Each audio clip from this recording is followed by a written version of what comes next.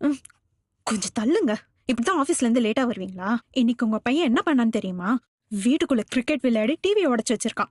ஏண்டி அவனை வெளியே விட்டா அவனே ரோட்ல போய் விளையாட போறான், இல்லாட்டி பக்கத்துல பிளே கிரவுண்ட் போய் விளையாட போறான். இந்த மாதிரி வீட்லயே பூட்டி வச்சா அப்படிதான் அவன் டிவி உடைப்பான்.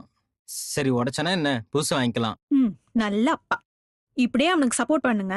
இப்படி சப்போர்ட் பண்ணீங்கன்னா அவன் டிவியை மட்டும் இல்ல எல்லார் மண்டையும் உடைப்பான்.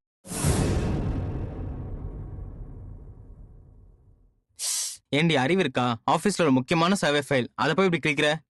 என்னை மட்டும் நல்லா திட்டுங்க. உங்க பையன் ஆபீஸ் ஃபைல் கிழிச்சு நல்லா ராக்கெட் விட்டுட்டான். சரி வரட்டும், இன்னைக்கு அவன் டியூஷன் தானே போயிருக்கான். அவன் வந்ததுக்கு அப்புறம் ரெண்டு தட்டை தட்டுறேன், அப்பதான் செட்டப் பண்ணாம இருப்பான். என்னது குழந்தை அடிப்பியா? அதுவும் ஏன் முன்னாடி அவ்வளவு தைரியம் இருக்கா உனக்கு? ஒரு பேச்சுக்கு கூட குழந்தைய அடிக்கிறேன்னு சொல்லக்கூடாது. என்னால தாங்கிக்கவே முடியாது. நமக்கு கல்யாணம் ஆகி 2 வருஷம் ஆகுது, இன்னும் குழந்தை இல்ல. ஒருவேளை நமக்கு குழந்தை பிறந்ததுன்னா அது என்ன சேட்டை பண்ணாலும் நீங்க அதை அடிக்க கூடாது, திட்டக்கூடாது. தயவு செஞ்சு ப்ளீஸ். என்னால அதை தாங்கிக்கவே முடியாது. ஏதாவது ஒண்ணுனா செத்துருவேன்.